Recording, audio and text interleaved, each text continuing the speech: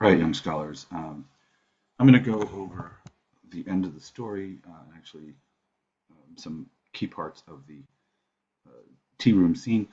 Um, just to reiterate a couple of things. So I'm trusting that you got a sense of how the tone and the sort of comedy, I guess, of the scene plays out if you listen to the audiobook, and it helps you with your reading. So I'm going to focus on some key aspects of the story instead of going over all. That's the so here's where our narrator has answered the joke that was told several times by Charles, and it makes him angry. Suddenly, he has a white hot. He stepped off. He was standing on his foot. He stepped off my foot with white hot dignity and walked over his own table without looking back. He's furious, as we said. He has a violent temper. My mom had a propensity to spoil him.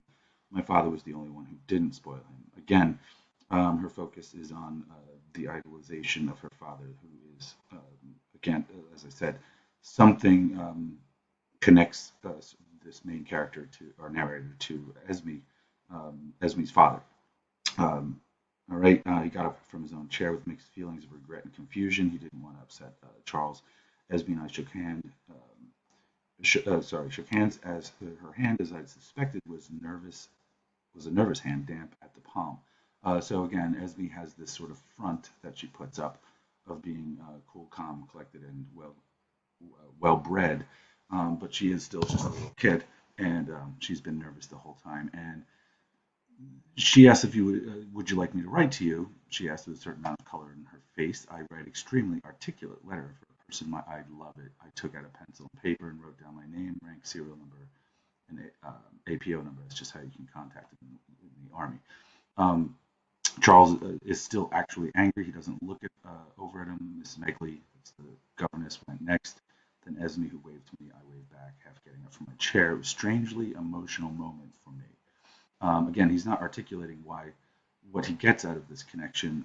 It seems to be that they're, like I said, the honesty of the kid, the forthrightness, and the fact that she also is suffering. So it's someone he can connect to, as opposed to like we're going to see Clay, who's sort of a empty-headed dolt who doesn't have any kind of sensitivity or thought about the experience he's having. Um, okay, so she asked for him to write a story, uh, and it doesn't have to be exclusively for me. Again, I said there was absolutely no chance that I'd forget. I told her that I'd never written a story for anybody, but that it seemed exactly the right time to get down to it. She nodded. Make it extremely squalid and moving, she suggested. Are you at all acquainted with squalor? As we said, now Esme's been her vocabulary actually is pretty good, but she does misuse words.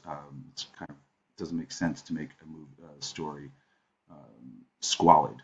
Squalid is, as I said, like falling apart and decaying. But what she means is she wants something that is emotional and moving. I said not exactly, but that I was getting better acquainted with it in one form or another all the time, and that I'd do my best to come up to her specifications. We shook hands. Um, Again, here's she's using extenuating circumstances as a correctly. So the point here is, and one of the things he's saying here is that the war is getting worse, and he's getting more and more acquainted with the sort of sense of things falling apart and decaying, himself being one of those things, if you realize that he actually is Sergeant X. Um, and she says, I hope you return from the war with all your faculties intact. Faculties intact is a phrase at the time that means um, your sensibilities, your mind is intact, okay, that you're not broken by the war. All right, and then he talks to us. He addresses us. This is the squalid or moving part of the story, and the scene changes. The people change too. I'm still around, but from here on in, for reasons I'm not at liberty to disclose, I've disguised myself so cunningly that even the cleverest reader will fail to recognize me. Now that's got to be sarcasm because it's very clear that he is Sergeant X. He couldn't possibly be Clay. The character is far too different. Um, but he has shifted to third person, so he's sort of disassociated with who he is. Maybe he doesn't recognize this person he became at this time. We get some details that indicate the mental state. He was seated on a folding wooden chair in a small, messy-looking writing table with a paperback overseas novel open before him, which he was having great trouble reading.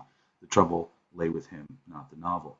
Again, in contrast to before D-Day, when all he did was read books and write letters, now he can't even escape in books. He's in Bavaria. he's in a person's home. The war is over, and they're sort of the occupying force. All right, a little bit more detail, but he was a young man who had not come through the war with all his faculties intact, and for more than an hour, he had been triple reading paragraphs, and now he was doing it to sentences. Right, so he can't focus. He does not have his faculties intact. He's using the same phrase as Esme. He had been chain smoking for weeks. His gums bled at the slightest pressure of the tip of his tongue, and he seldom stopped experimenting. It was a little game he had played, sometimes by the hour. One thing I'd never noticed before that I'm just noticing now because it's that complex a story, I guess. Anyway, I'd mentioned the detail of Esme biting her fingernails indicated her nervousness. We have here a similar thing where he's chain smoking. He's occupying his mouth and his hands. This is a Freudian thing, but also just a reaction to extreme anxiety, some sort of, and they're both things that are self-harm to some degree. He quickly did what he'd been doing for weeks to set things right when he gets this overwhelming feeling. He pressed his hands hard against his temple. He held tight for a moment. His hair needed cutting, and it was dirty. He had washed it 3 or 4 times during his 2 weeks. Again, these are details that indicate something. It doesn't say that he was depressed or insane, but we can see that he has stopped caring about things. All right, and another element of contrast from the beginning when he could read novels for escape for at least two. He had, sorry, he, sorry. He had 2 dozen unopened letters and at least 5 or 6 unopened packages, all addressed to him. He reached behind the debris and picked out a book that stood against the wall. It was a book by Goebbels entitled Die Zeit ein Beispiel. It belonged to the 38-year-old unmarried daughter of the family that up to a few weeks earlier had been living in the house. She had been a low official in the Nazi party, but high enough by army regulation standards to fall into the automatic arrest category. X himself had arrested her.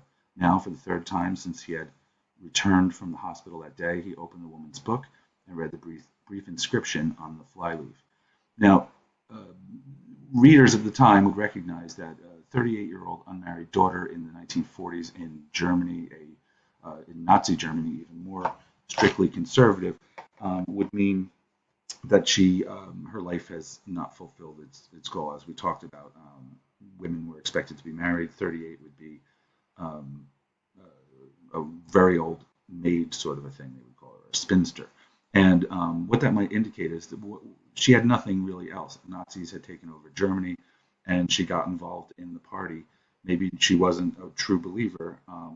If we're not having sympathy for Nazis, but within the context of this, X had to arrest a sad 38-year-old woman who possibly just got swept up in things. He doesn't know, but this is not something.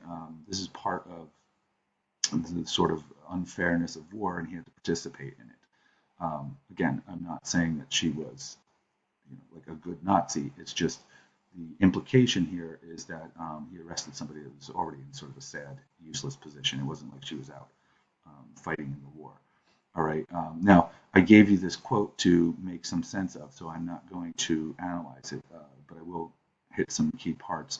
The words, "Dear God, life is hell," appeared to have the stature of an uncontestable, even classic indictment, meaning these words seem to, stature is like authority and importance, and uncontestable means you can't argue with it.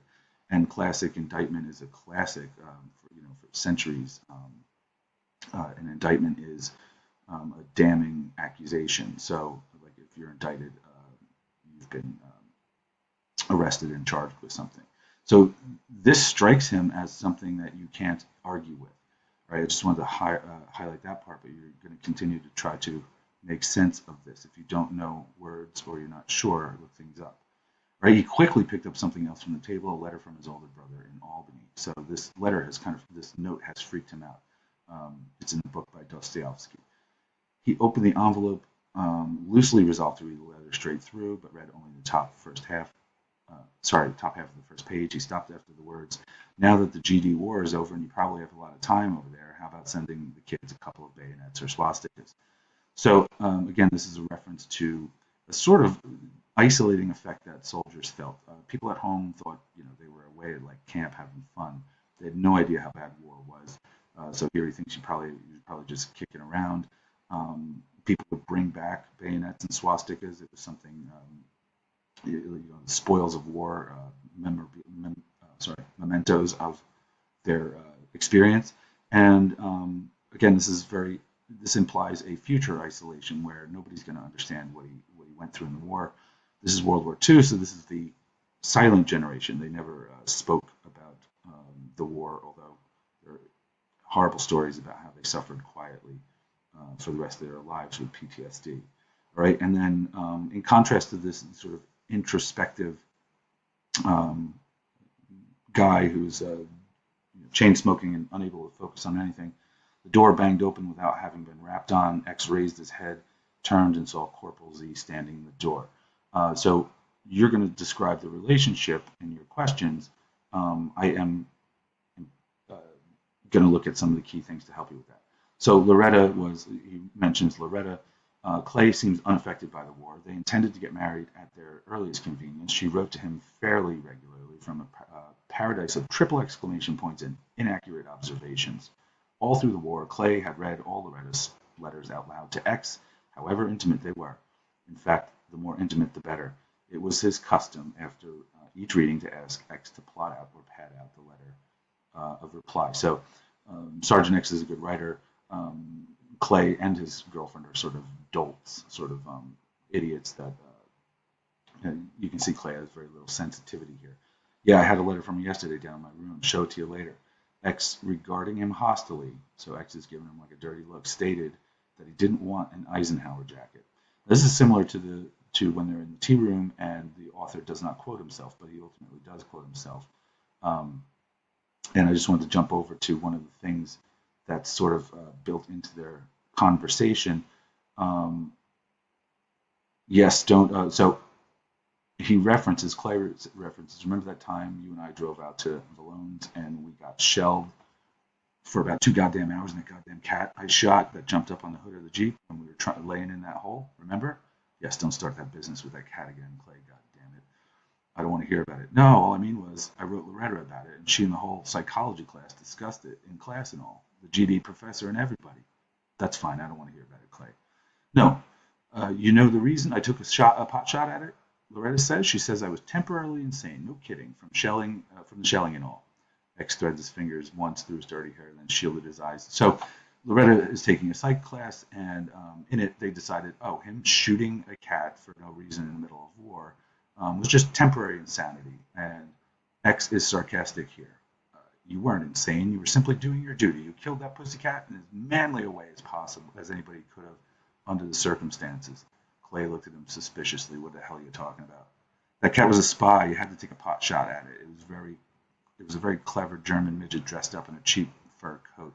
There was absolutely nothing brutal, cruel, or dirty, or even, God damn it, Clay said. So this is what he's being sarcastic.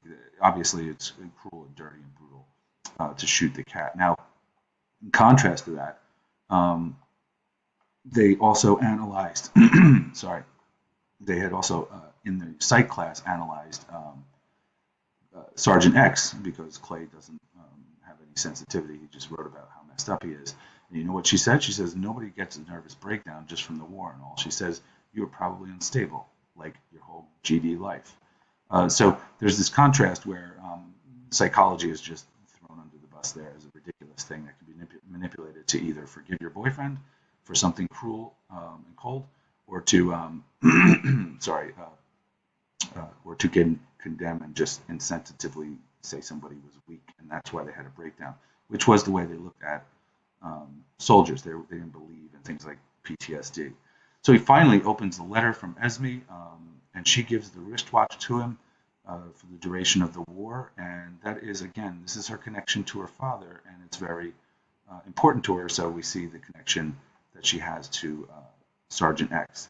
And he finally ends with, you take a really sleepy man, Esme, because he finally, almost ecstatically, he felt sleepy. Remember, he hadn't been sleeping. Once he reads this letter and he gets the watch, then he always stands a chance of becoming a man with all his FACUT faculties intact. All right, so there's a positive element to that. I'm going to let you answer that question on your own.